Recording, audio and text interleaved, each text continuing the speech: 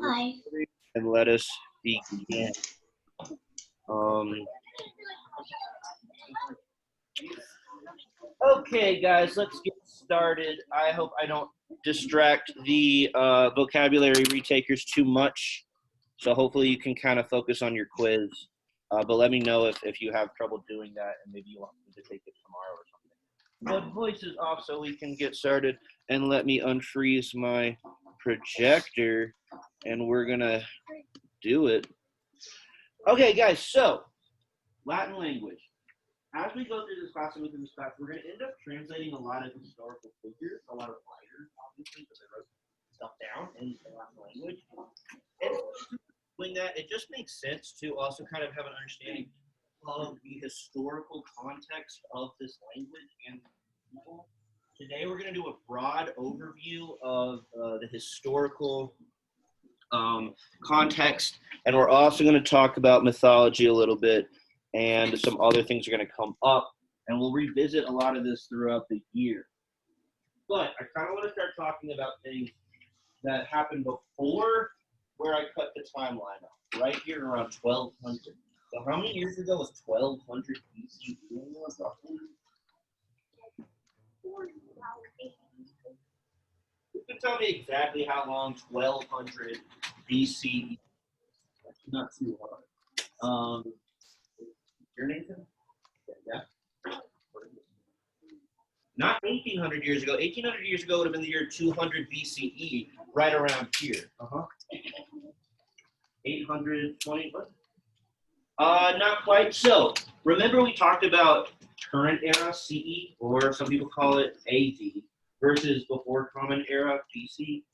To get to year one, we go back how many years? 2020, right? Or I guess 2019. And then we go back another 1,000, so 3,020, and now it's 3,220 years ago. That is the end, roughly, of what we call the Bronze Age. Does anybody know why we call ages the Bronze Age or the Iron Age that comes after, or the Stone Age before this? Before the Bronze Age, it's the Stone Age. What are we referring to when we call it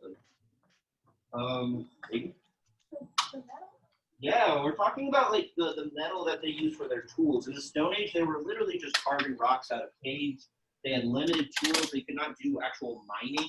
They didn't yet have powerful enough fires to do smelting, so they didn't know how to make bronze.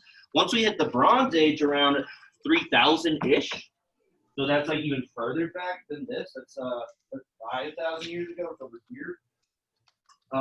They started to learn how to use things like copper and tin, smelting them together, metals they had found underground in the bellows of the earth itself, to forge not just weapons but tools. And so we have Bronze Age drawing to a close around 1200 BCE, again, which is a little over 3,000 years ago. And around that time, civilizations had just started to kind of experience this kind of flourishing. They were having the beginnings of currency here and there. Certain civilizations had something that was kind of the early version of money, is what I mean. And also writing was starting to show up a little bit. The Egyptians had hieroglyphs. The Phoenicians already were developing an alphabet. But most people were not literate. Writing was a pretty new technology that was not super prevalent. And other like traits of urban civilized worlds were not yet proliferated throughout the world. But the Mediterranean, which is this big chunk of the world right here, was experiencing a lot of advancements leading up to 1200 BC. Okay, so I know this map is really tiny, but this is Italy, right, sticking out here from Europe on the western side of Europe. That's Spain, this is France, and then over here is Greece. Greece is to the right of Italy. And then on this map, that is Greece. So Italy's like over here off screen a little bit. And then we have Turkey. A lot of stuff was happening in Turkey around this time. And Egypt down here. So it's a unique situation because the Mediterranean is small enough that even with early naval technology, they were able to trade with one another, able to share ideas and tools and technology and art. So there was a lot happening in the Mediterranean, partly because of the proximity of these various civilizations. Okay, Euphrates, that is modern day Turkey. Also the Indus River Valley, which is a little north of that. And then also Egypt. A lot of cool stuff. Giant pyramids had already been constructed before 1200 BC. But things are kind of rocking and at the end of the Bronze Age. Things are on the up and up. We're getting to a part of like the development of like mankind that is markedly different than what came before in the Stone Age, where we have hunter-gatherer civilizations, or not even civilizations, really. It's like pre-civilizations. And we call this time, the reason we use a term like Bronze Age or Stone Age or Iron Age is because this is prehistory. Because literacy is so low, not many people know how to write, and most cultures don't even have an alphabet yet, history is not being recorded, right? It's not. So archaeologists have to use a lot of, guesswork's kind of the wrong word, but they basically excavate to figure out what's going on past this point in time. Things get real fuzzy past around 500 BC. Everything like that happened 2,500 years ago, we really have to use archaeological tools and like modes of discovery to figure out what was actually going on. And relics like this mask or this thing here that do date back to the Bronze Age are like some of the best glimpses we have into what was going on. And then over in Greece, because I mean, so Turkey's really close to Greece. Turkey has a lot of, they kind of clash with Greece, and in some ways they kind of overlap with Greece. The western part of Turkey, in some ways, it is kind of Greece. There's a lot of like Greek city-states that end up in Turkey technically, but Greece is right over here. And in Greece we have the Mycenaeans. That's where this thing comes from. You heard of the guy Agamemnon? He's supposed to be the king of Mycenae. We also have the Trojans up here in northwestern Turkey. They're doing pretty well at this time. And the Minoans on Crete. Crete is this little island that's to the north of Egypt, to the south of Greece. It's a Greek island. And that is where the Minotaur is supposed to be from, right? The Minotaur of mythology, and the labyrinth that he was trapped in. That's supposed to happen in Crete, or where the Minoans live. We can also call them Cretans, but most people call them Minoans. After King Minos.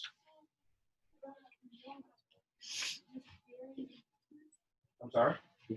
Well, yeah, and so guesses is kind of, archaeologists would hate me saying guesses, because it's like a lot of educated kind of theorizing that sometimes gets proven and backed up by, oh, an archaeologist today made a big discovery. He found like some money. It turns out this part of the world actually had money really early, back in 1300 BCE. It's that kind of stuff.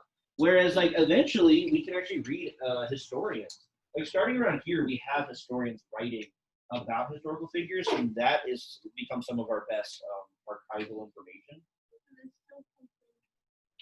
Yeah, for sure. There really are. And I'm about to get to one of the things that we don't know. That's exactly right. Yeah, so it's not just Mesopotamia and this Indus River Valley people and Egypt. Greece is also doing pretty well at this time. And then something happens right around 1200. There's a big kind of collapse in general for this part of the Mediterranean. By the way, I'm going to keep saying the Aegean. This is the Aegean Sea right here. So just, again, we're getting our bearings. I know it's like every time you look at a map, it feels like you're like getting used to geography all over again. This is Greece, right? This is Crete. I was just talking about with the labyrinth and the Minotaur. Italy is off screen over here. Italy is not really a thing right now. Who knows what's going on in Italy? And then this is Turkey, and this is Egypt. So all of a sudden around 1200, we have this big collapse. And it kind of coincides with what we consider the end of the Bronze Age. So you can see in this map here, they tell us what civilizations get sacked. Sacked meaning invaded and kind of like destroyed to some extent. Maybe not permanently, but like for a time being, they are destroyed. So Egypt is able to fend off some invasion. We don't really know too many details about the invasion. I'll get to it. But where you see the flames, that is a city that was sacked around this time. So we have the Egyptians, we have the Hittites, which are in Turkey. That's what became of the Mesopotamian people. And the Assyrians, which is also, that's kind of north of Babylon, which is supposed to be the major center of Mesopotamia. All up and down Turkey and Greece as well. Mycenae, Troy, all of these cities are getting sacked around 1200 BCE. Yes? When you say sacked, do you mean burned? I basically mean burned. I basically mean invaded and burned. Yeah, it's kind of weird, a word that you don't hear too much until you're talking about like the Trojan War. Troy getting sacked. Yeah. So we have this collapse in the Aegean, in the the Eastern Mediterranean around 1200. So why? Why does this network of civilizations that were just kind of getting really kind of cooking with their civilizing, why are they all collapsing? Well, we still don't totally know why. So getting back to something Abby was just saying, it's something that archaeologists still theorize and guess about. Sorry, that was wrong. It's highly. There's an Abby who sits there. I just like shuffle. If people sit in the same seat as a person who looks like a little bit like them, maybe you don't look like Abby. Anyway, Kylie, I corrected myself. Okay, so archaeologists still guess and theorize about why this happened. Now, one of the prevailing theories for a long time was that we thought, okay, there's a roving group of people that archaeologists start calling the sea people, as in the sea, the ocean, who were like traveling around the Aegean and just wreaking havoc everywhere they went. So we still use this term, refer to them as the sea people, and we don't know who they are. Okay, there is this mural on a wall near the burial of King Ramses III in Egypt that depicts this battle, and it's around this time, 1200, this battle is taking place. And we have like a scant writings on it where the Egyptians describe these people coming to invade them. They are able to fend off these invaders, but we think these are the same invaders that were successfully sacking a lot of the cities up and down the Aegean at this time. We don't know who they are, okay? Archaeologists and scholars theorize about them. They might have been people from the north, which is super vague. They might have been Dorians, which were people kind of coming into Greece from north of Greece, which is the Balkan Peninsula, modern day, what's in the Balkan Peninsula again? Albania, I guess, Albania. Yeah, it might have been people kind of flooding in from northern Europe. Why that's kind of weird is why would they have such good naval technology if they were from a more landlocked part of Europe? Maybe they were from the west, like where Italy is. We're not really sure. We don't know. Also, there could have been volcano storms. You don't know that's a thing. Okay. Apparently, there's something called a volcano storm, which is a chain of volcanic activity. So, if like one volcano goes off in a certain place, it might go off in other places too. We might have had famine in just like one of these places. And since they were so good at traveling between these places already, if one like certain crop in like say southern Greece is not growing that year, it's called famine, then that'll affect the trade network for all of these civilizations if they're relying on Greece for grain or whatever it is. We don't totally know, but it could have been something like that because they were globalized. This Mediterranean part of the world, which is a word for like they were all kind of linked up. And so maybe it's all of the above. Like maybe all of these things were happening. There were roving pirates called the Sea People, or we call them the Sea People, who were destroying these cities. There was famine. There was other environmental factors, and so the Mediterranean kind of blips out for a little while in terms of like they stop progressing for a few to like 500 years. So that's why I chose this color for between the years 1200 and 800. Because Greece experiences a bit of a dark age, and we'll get back to that in a second. But what is happening mythologically right now? That might sound weird, because mythology is like fiction, right? It's made up, as far as we know, mostly, always, maybe sometimes based on a kernel of truth. But we can actually overlay certain mythological episodes onto history. So one thing that we would date to 1200 if we said this myth actually has basis in reality is the Trojan War. So the Trojan War, we don't know too much about it in historical terms. We have found a site that we think is Troy, and it was sacked many, many times over and over again and then rebuilt over the ruins. But one of the times it was sacked was around 1200, and we have tons of myths and stories revolving around the Trojan War. We're going to talk a lot about the Trojan War. So that would have been happening around the end of the Bronze Age. That kind of coincides with this Sea People invasion. Also, we have a lot of stories all over the Aegean and Mediterranean about certain heroes and gods like Hercules and Perseus and Jason and the Argonauts.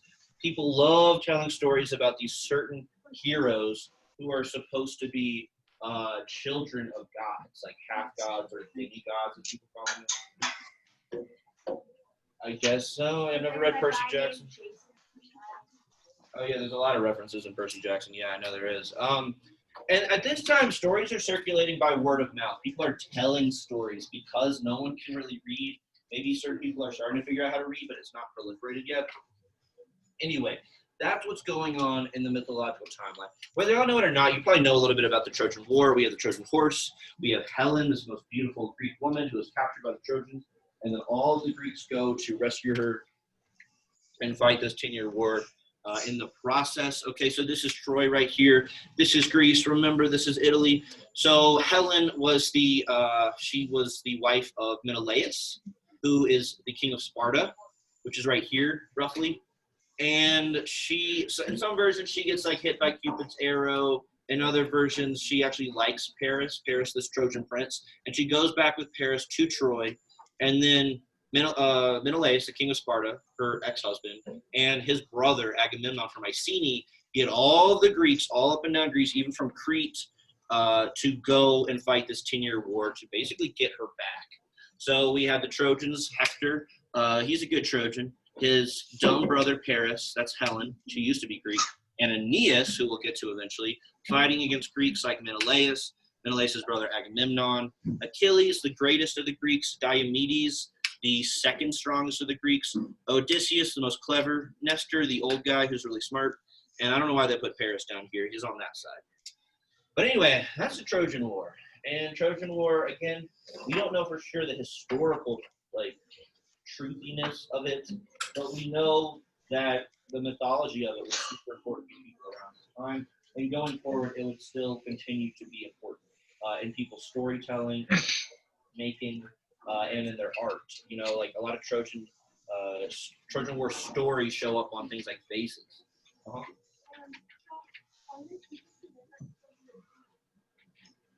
There might be some kind of weirdos in Italy or Greece who they I don't know, I guess they try to keep up the ancient religion. We'll talk a little bit about what Greek and Roman people did for their religious practices.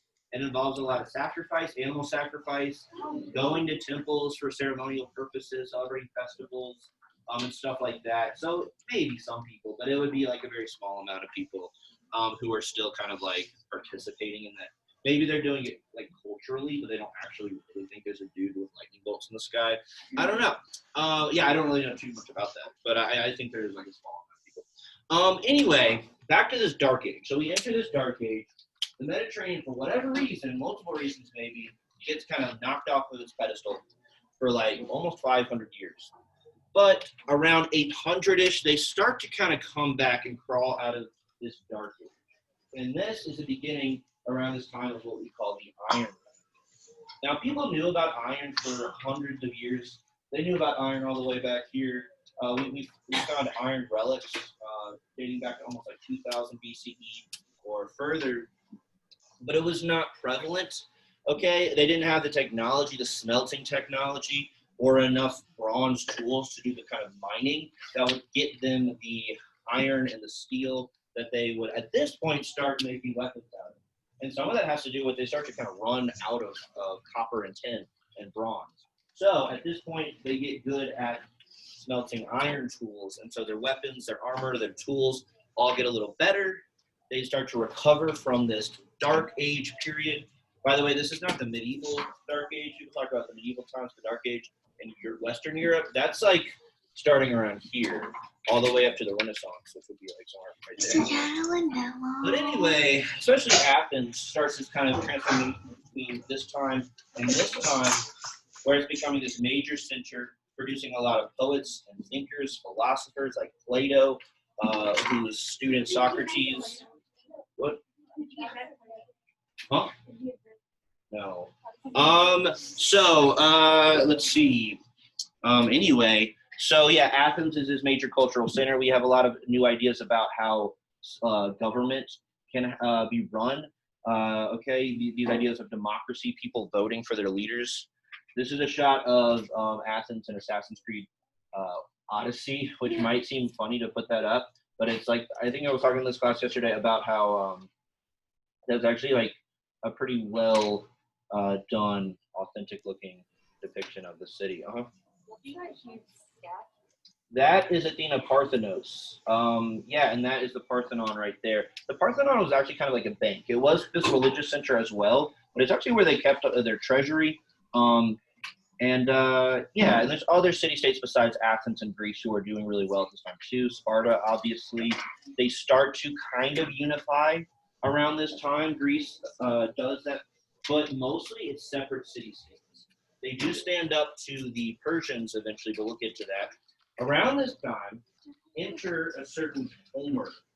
Okay, so Homer is this guy we hear about.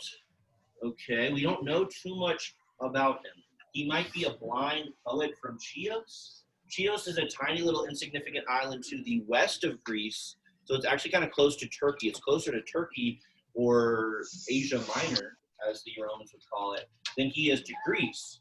But he's thought of as a Greek poet, and he was telling the best or most popular versions of part of the Trojan War in the travels of a certain Odysseus, which you guys are all going to read in the 9th grade next 2 years from now, in the Iliad, which is about the Trojan War, specifically Achilles and Hector and what's going on with them during the Trojan War, during the last year of the Trojan War, and Odyssey, which is Odysseus returning from the Trojan War and having a lot of trouble. Yes? Oh, y'all read Children. So y'all have some, y'all have some familiarity with this, especially if you've been in my class before we talked about this. But yeah, so eventually these poems get written down. But we don't actually know if Homer, if he was a real guy at all, was the one to write them down. He depicts in his own poems, these are epic poems, so they're really like books, right? We read them as though they're books, but they're technically poetry, meaning they have metered lines. There's a certain amount of syllables in each line. There's rules to poetry. It's not just like modern day fiction where you just kind of stop a sentence wherever you want. But anyway, in his poems, he depicts bards, like this guy right here, another picture's kind of small, sitting and singing to like a banquet hall these stories about the Trojan War. And so we know that he was probably describing something that was true to life, that this was actually happening during these years, that bards who were good at this kind of thing would strum a little lyre, a little tiny harp, and tell these stories about their favorite topic, the Trojan War. It was one of their favorite topics. There were other topics too.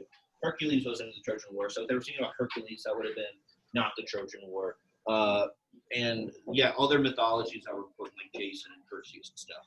And they would have had people really invested, because think about it, we don't have Netflix, we don't have technology-oriented entertainment. So if someone's good at telling a story, then people are going to listen up, because there's nothing else really going on. You can't even read a book at this time. We're almost to the point where you can read a book, but not quite. So we don't know about Homer. He might not have been a real guy. This is not something that we realized until 100 or 200 years ago, where we started to look into it and think about it, and we said, okay, if he's supposed to be from around 800, which is honestly a few hundred years out from the point where we can kind of trust our historical texts, then we basically don't know anything about him. He could have been a group of people, or like the name of an editor who was just going around compiling what he thought was the best version of this Trojan War. So yeah, so little is known about him. All we do know is that he's coming from something called an oral tradition. Before people wrote stuff down, they would just say it. And before people learned writing and language, their memory capacity was actually more expansive than ours. They could memorize huge amounts of really anything that they wanted to recite. I mean, this thing is big, and this dude would get up in front of people, and he would just recite this off the top of his head for hours, and they would weep and laugh and enjoy themselves. But he'd be doing all of it from the top of the dome. It's crazy, yes?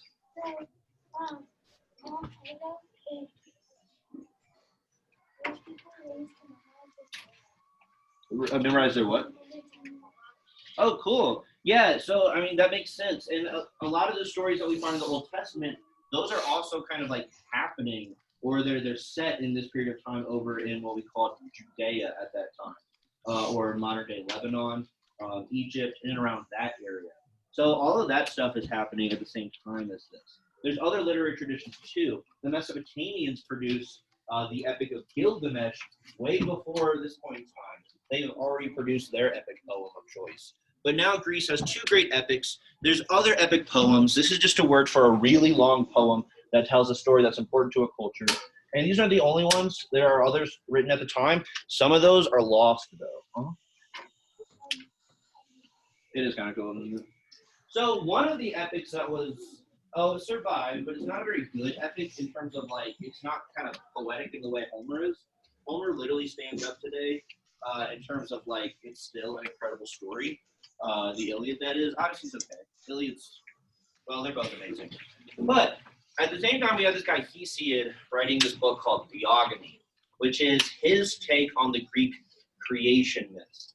So cultures all over the world have these things called creation myths, and that is usually their kind of telling of how things came into existence.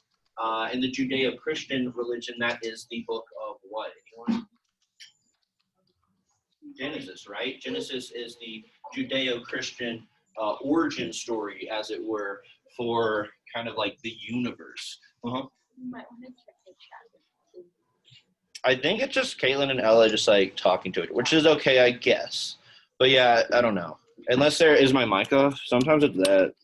It says you're talking. Okay. It does say I'm talking. You can hear me. We have 3 participants. They're just, let's see, what are they talking about? What? No, there's not, Caitlin. There is. Not really. Yeah, okay. I mean, whatever. No. Oh, okay. I'm so glad we stopped for that. That was awesome. Okay, so anyway, Hesiod, don't really worry about him. He's another poet like Homer who was writing stuff down, and he writes the Greek creation myth. In the Greek creation myth, we just kind of start with the appearance of these, what we call primordial gods, including Gaia, aka Earth, and Uranus, heaven. And so these gods are less like the kind of humanoid gods we think of in terms of the Olympians, their grandchildren, and they're more like literally heaven and earth. Like they're not people necessarily with faces and like who walk around or ever take on human shape. It's like literally giant forces like heaven and earth. And then at the same time, you have other primordial gods like Eros, which is love, Nyx, night, Erebus, shadow, Morpheus, sleep, and Hemera, day, showing up. And they just kind of appear. They all kind of appear at the same time. And that's the best explanation that Hesiod and other Greek storytellers will give for explaining how things come into existence. And then we have the Titans springing out from Uranus and Gaia. They give birth to a generation of the second generation of gods called the Titans. Also Cyclopses and giants as well. So like a lot of monsters as well as the gods that make up the Titan generation. And so Cronus and Rhea are the successors of Uranus and Gaia. So that'll become Uranus for the Romans, and he'll become Saturn for the Romans. So Cronus and Rhea here, they initially get along, I guess, to be married. But there's this weird thing where Cronus likes to eat his children, which is kind of weird. Who knows? Greek mythology gets weirder than that, but that's one of the weirder things. And so he kind of like eats the first 5 kids, except they're not like, it's almost like when he eats somebody, they go into like another dimension or something, because they come back to life. They're fine. But her 6th child, she says, I don't want him eating my 6th kid. So she hides him in a cave in Greece and has a bunch of satyrs and nymphs, little goat men, play like loud instruments and like lyres outside of his cave while he's growing up. So dad never hears him crying down in Greece in a cave. And so Zeus is able to grow up, and when he is fully grown and ready to take on dad, they fight, and he rescues his siblings from Cronus. And Cronus kind of goes bye-bye. He doesn't die, but he kind of just disappears from the mythological story.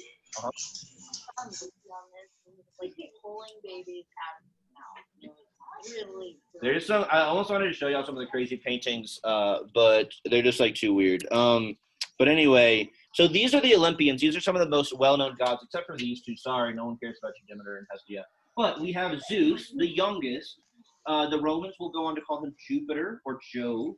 We have Poseidon, his brother, who the Romans called Neptune, god of the sea. And then Hades, who the Romans will call Pluto. And they divide up the spheres of the planet. And Zeus gets the sky. Poseidon gets the ocean and the earth too, honestly. A lot of people forget about that. And then Hades gets under the earth. He gets the place called Hades. It just kind of gets named after him. We have Hera, who the Romans called Juno, the wife and sister of Zeus. And then we have Hestia, a hearth goddess, and Demeter, a agriculture goddess.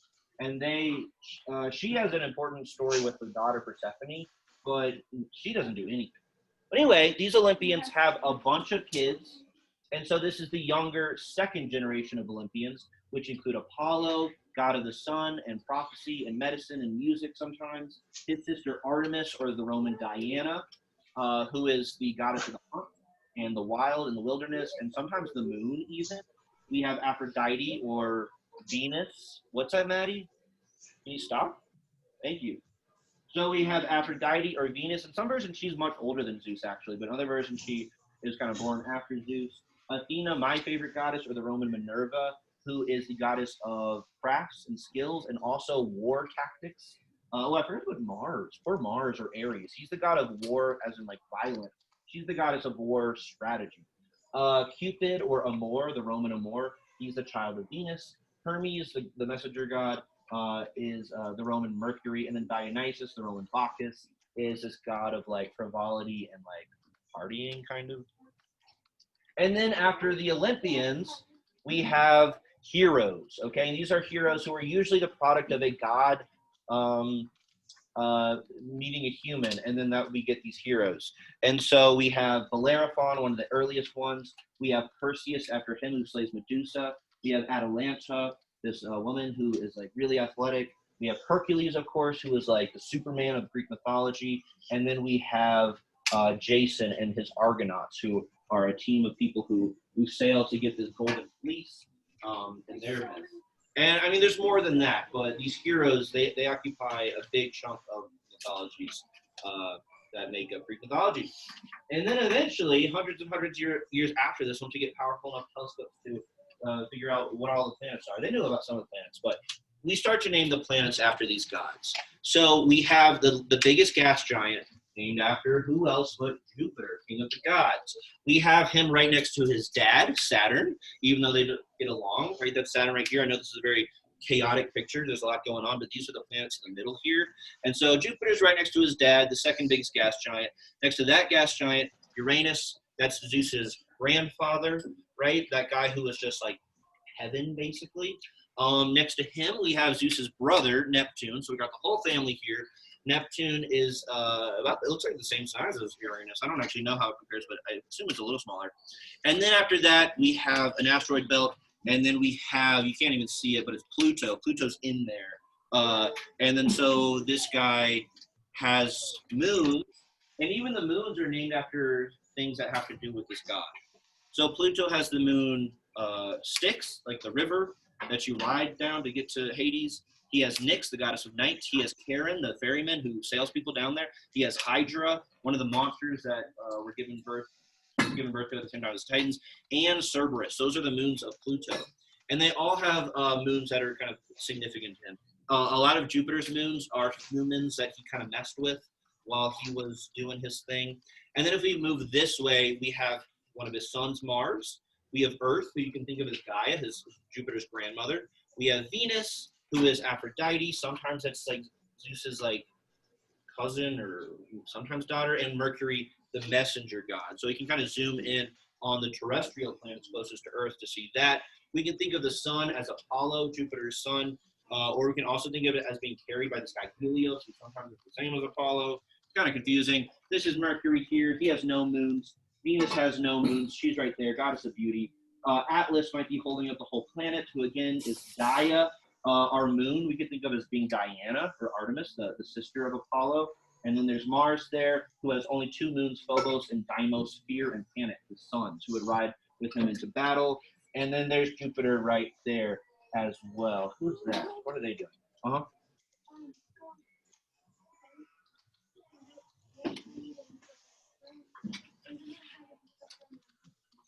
Exactly. Yeah, that's the thing with Hydra. Yeah, and Hercules does have to fight Hydra as one of the many things he fights. Most of the planets have Greek-themed moons, but Uranus actually gets Shakespeare-themed moons, so I like Uranus's moons. They're very cool. Okay, also, the names of the months are named after gods or people. We don't have too much time left, but Janus is his door god. He has 2 heads. July is named after Julius Caesar, who we'll talk about. August is named after his godson Augustus. And then September, October, November, December refer to Latin numbers. September used to be the 7th month, septem. October used to be the 8th month, like octopus or octum.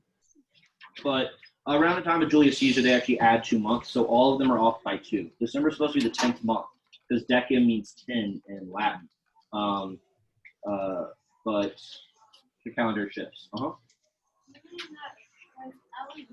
We're gonna get kicked off in 3.5 minutes.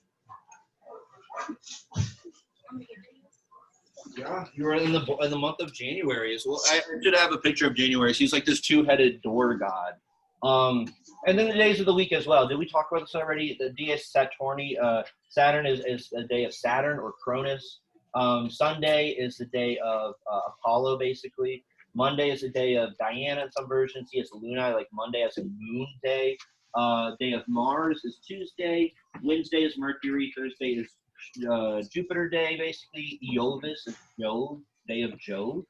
Nowadays it's Thor's day. It's the day of Thor, because a lot of these get kind of translated through Western European traditions. And then Friday used to be the day of Venus. Now it's the day of Freya, a Norse goddess. Anyway, there's some mythology boiled down for you real quick. Don't keep coming up, though. Meanwhile, in Greece, because we're still working our way up to Rome, the reason I'm talking about Greece is because Greece is so important for the development of Rome. But Greece, we have the temple of Zeus and Olympia. That's one of the 7 ancient wonders of the world. We have Athena Parthenos. We have statue of Laocoon. A lot of great statuary being made this time. This is in the this is basically part of the roof of the Parthenon. It lives in the Museum of London, the British Museum, because the British stole it basically from Athens, and Athens still wants it back to this day. Does anybody know what kind of column this is? Anyone? It's a Dorian column. The Ionic columns have the scrolls at the top. Yes? 2,000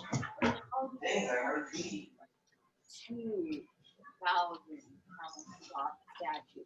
I don't know. It's the same thing with the pyramids. I mean, it's just insane. But again, it's like maybe they didn't have too much going on, and as long as they were eating well, they could spend all day just sculpting these massive stones that they drug up from some cave somewhere. It is kind of crazy to wrap your mind around it. Kylie, what is he holding? It's like another statue. It looks like a fairy. I don't really know. That vehicle around. Look that up. This is a depiction of what it looks like. You don't know what it looks like. Like it's not still surviving. A lot of the 7 wonders of the world fell into ruin or disappeared at some point. But I should look that up. I'm not sure. Anyway, Greece has its moment around the 6th and the 5th century. So Rome, meanwhile, is doing their thing. But their thing right now isn't super important. It will become important. Instead, around this time, Greece is really doing their thing. They kind of unify all the Greek city-states against Persia. They have to fend off the Persians, who are this empire coming from parts of Turkey, which we've already talked about a lot. They successfully do that. If you've seen the movie 300, that's what that's about. But they do that just to eventually fall into civil war. The Peloponnesian War against Sparta, which is kind of sad that they end up fighting one another. But through all this, they're producing beautiful art, beautiful plays that we still read, beautiful stories that we still tell, a lot of philosophical ideas from Plato and Socrates and Aristotle, who becomes a tutor of a certain Alexander the Great from Macedon to the north of Greece.